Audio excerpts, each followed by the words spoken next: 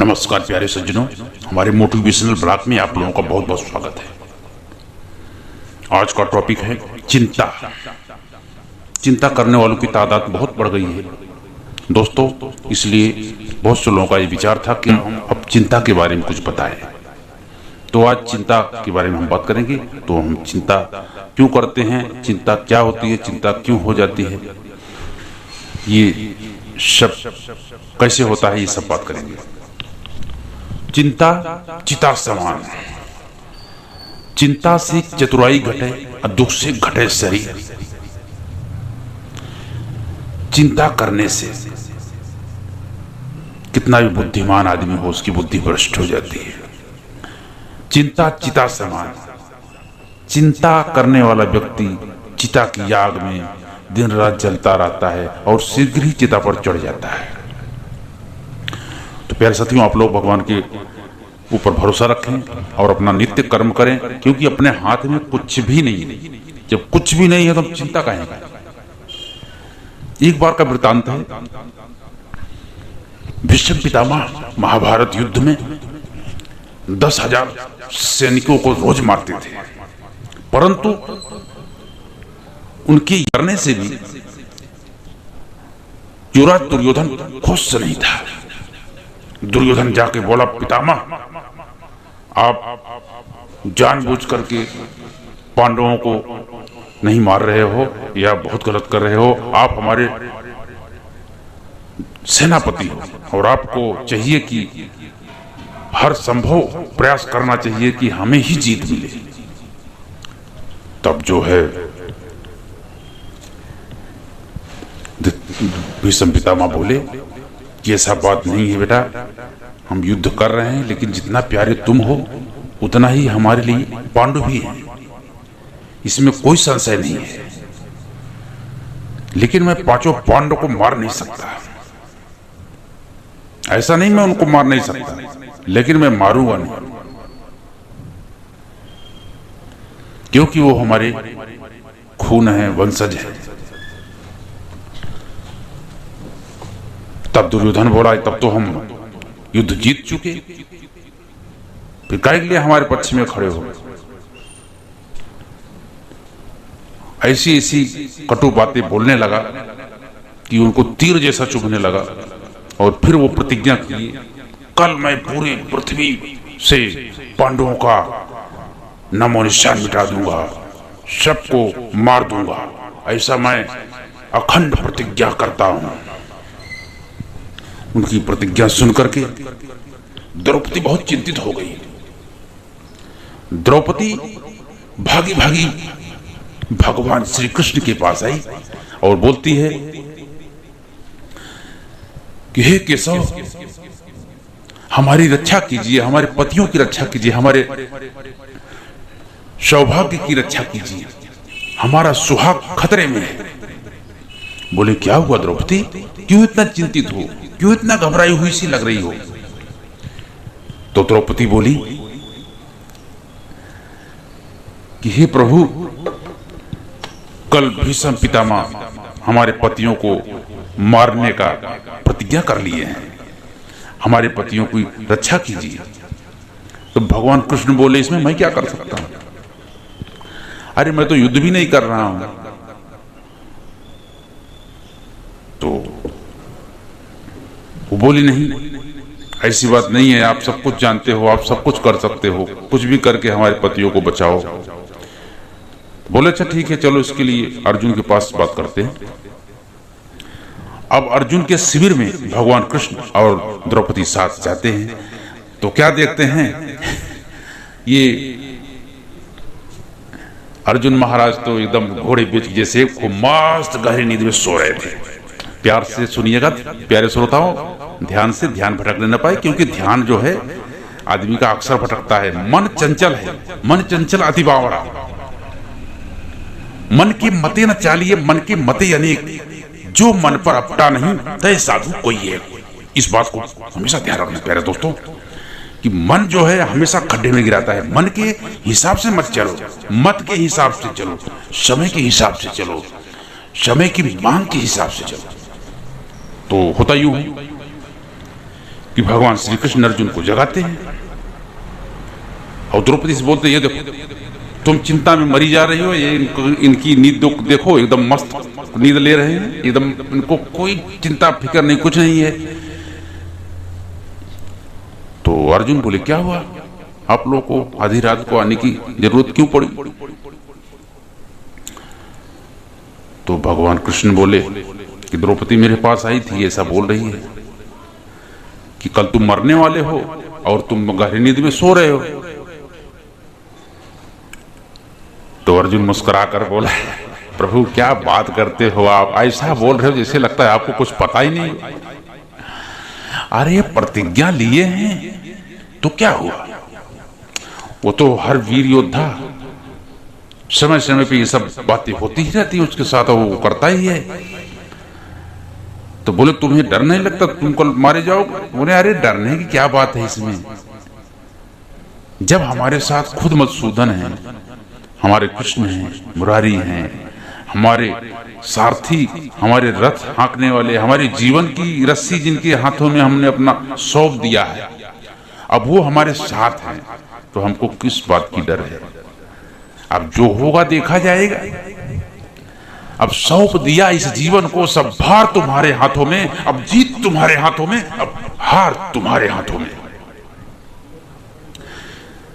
भगवान प्रसन्न चित्त मुद्रा में बोले, द्रौपदी तुम्हें हमारे ऊपर भरोसा नहीं था, कई बार तुम भटक जाती हो, मुद्दे से भटक जाती हो। मैं हर पल तुम्हारे लोगों के सामने रहता हूं, साथ रहता हूं, दिल में रहता हूं,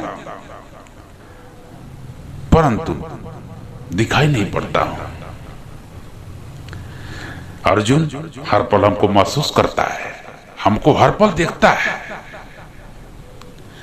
जब तुम्हारी साड़ी पांचों पांडवों के सामने खींची जा रही थी, दुशासन खींच रहा था और दुर्योधन ठहाके लगाकर हंस रहा था, और जो कर्ण था वो अपने शब्द से बाण से भेद रहा था, सबका सीना छलनी कर दिया, तुम्हें वेश्या बोला, उस समय भी मैं सब देख रहा था, सब सुन रहा था, परंतु मैं यही देख रहा था कि तुम मुझे आवाज क्यों नहीं दे रही हो।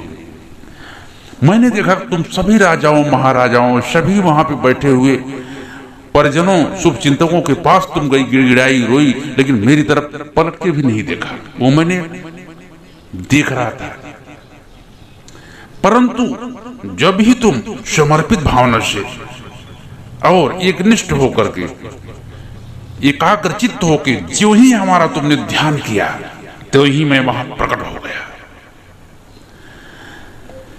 और जो कुछ हुआ ये पूरा जगत जानता है। तुम्हें याद है द्रौपदी, जब तुम्हारी साड़ी वो खींच रहा था और दूसरी बार जब मैं तुमको मिला था, तुम्हारे खुले केस लेकर के तुम हमारी पांव में गिर पड़ी थी और मैंने तुम्हें प्यार से उठाया, तो तुम बोली कि ये बाल मैं तभी बांधूंगी जब तक दुशासन और दुर्योधन मारे नहीं जाएंगे। और तुम बोली कि हे केशव, मेरे केस खुले हैं और तभी तक मैं खुले रखूंगी जब तक वो मरेगी नहीं। तभी मैं बोला, हे बहन तू चिंता मत कर, जिन लोगों ने तेरा बाल खुले रहने पर विवश किया तेरे को, एक दिन उन सभी की पत्नियों के बाल खुल जाएंगे। और आप सबको पता है महाभारत युद्ध के बाद कितनी महिलाएं विधवा हुई, कितने बच्चे अनाथ हुए, कितना वीर योद्धा मारे गए। पृथ्वी वीरों की खून से रक्त रंजिश लाल लाल हो गई, सुर्ख लाल, ऐसा लग रहा था जैसे खून की नदी बह रही हो। वो होना अनिवार्य था, क्योंकि यदि अराजक तत्व किसी सही स्थान पर बैठ जाते हैं तो प्रजा में असंतोष और अराजकता फैल जाती है और शासन डमाडोल हो जाता है और धर्म न्याय सब खत्म हो जाता है। तो धर्म की विजय हो यह बहुत जरूरी था। धर्म से ही संसार चल रहा है, धर्म ही सब पर लागू होता है और सबको मानना चाहिए, तभी दुनिया ठीक से चलती है। तो ये रहा चिंता करने वालों का बात। चिंता नहीं करना चाहिए मेरे दोस्तों। हम नहीं चाहते थे कि हम जवान हो जाएं, हमारा बचपना छूट जाए, छूट गया, किसी को बोलना नहीं पड़ा, हम चाह के भी नहीं रोक पाए, नहीं रोक सकते। जवानी आई, कौन बूढ़ा होना चाहता है? नहीं, इन सब में जितने लोग सब बैठे हो, सब लोग मुझे बताइए, सब लोग बताइए, क्या कोई बूढ़ा होना चाहता है? लेकिन हो जाता है, क्योंकि समय किसी के लिए रुकता नहीं, समय का नियम है, यह हर पल बदलता रहता है। भगवान श्री कृष्ण गीता में कहते हैं परिवर्तन संसार का नियम है। बहुत बड़ा सत्य है दोस्तों। पहले मैं भगवत गीता नहीं जानता था मेरे प्यारे सज्जनों, मैं सोचता था ये सब क्या है, परंतु इस एक शब्द ने भगवान श्री कृष्ण के पूरी भागवत और गीता, पुराण, शास्त्र सब पढ़ने के लिए मुझको विवश कर दिया कि आखिर सच्चाई क्या है। सिर्फ एक ही शब्द काफी होता है तुम्हारा जमीर को जगाने के लिए। एक ही शब्द क्या से क्या करा देता है, क्या से क्या हो जाता है। महाभारत युद्ध क्यों हुआ? ये द्रौपदी के ही शब्द थे कि अंधे का पुत्र अंधा। जब इंद्रप्रस्थ में वो समझ नहीं पाया और जा रहा था और वो सोचा जमीन है, फर्श है, परंतु वो पानी था और वो गिर गया। तभी द्रौपदी खिलखिला के हंसी और दूसरे महले से हंसती हुई बोली, अंधे का पुत्र अंधा होता है, जिसको दिन में भी दिखाई नहीं पड़ता है। इसी कारण महाभारत हो। प्यारे सज्जनों, वाणी एक अनमोल चीज है।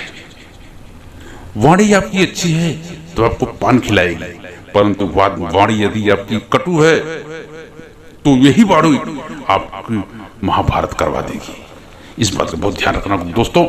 सब चीज एक लिमिट, सीमा, समय तय है, जिसको नाप तौल करके उसको हमको उपयोग करना चाहिए। तो ये विषय चिंता करने की है।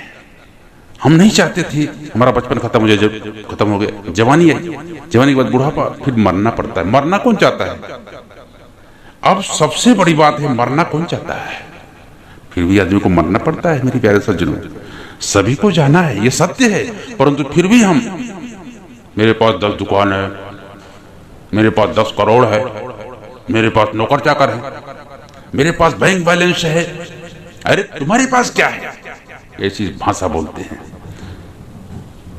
और सब कुछ छोड़ करके एक दिन जाना ही है मेरे प्यारे सज्जनों। अहंकार कैसा? निरहंकार जीवन जियो, सबको अपना समझो, सबका दुख दर्द में सहभागी बनो, सबका साथ दो, सबका विकास हो। ऐसा ही बात अपने मन में धारण करके आप लोग आगे बढ़ो। मेरे प्यारे सज्जनों, आप चिंता मुक्त जीवन जियो। जो कुछ भी होगा, बेटे भी आपके नहीं है, बेटी भी आपकी नहीं है, पत्नी भी आपकी नहीं, अरे आपका शरीर ही आपका नहीं है, तो किसकी हम चिंता करें, किसका हम अहंकार करना चाहिए? हमको चिंता करना ही नहीं चाहिए। चिंता करना ऊपर वाले का अपमान करना है, चिंता नहीं करना चाहिए। जब परमात्मा बैठे हैं, सबका अपना अपना कर्मों के हिसाब से सुख दुख भोगना पड़ता है। ये अकाट्य सत्य है, इससे कोई बच नहीं सकता, चाहे आम आदमी हो चाहे खास आदमी हो। नियम तो सबके लिए एक ही है, मरना तो सबको है, सबके लिए एक ही व्यवस्था है। लास्ट में भले कितना भी मुलायम तुम मखमली गद्दे पर सोते हो, कितना भी तुम्हारा रंग महल हो, कितना भी बड़ा तुम्हारा बंगला हो, कोठी हो, परंतु सोना तो तुमको बांस के, समझ गए आप लोग, चिता पे तुमको लकड़ी के ही लेटना पड़ता है। मेरे प्यारे सज्जनों, ये सच्चाई है, इसमें आपको और भी बताने की कोई जरूरत नहीं है। आप लोग खुद समझदार हो। आज दुनिया बहुत फास्ट हो गई है, fast food, fast train, fast जिंदगी, फास्ट हर चीज सबको तुरंत चाहिए, फास्ट चाहिए, पका पकाया हुआ चाहिए, इसलिए आदमी दुखी रहता है। परंतु सबका समय सीमा, समय निर्धारित है, आप लोग उसका ध्यान रखें, आपको सब कुछ मिलेगा, समय से मिलेगा, जितना अपना है उतना मिलेगा, उसी में संतुष्टि और आनंद का आप लोग अनुभव कीजिए।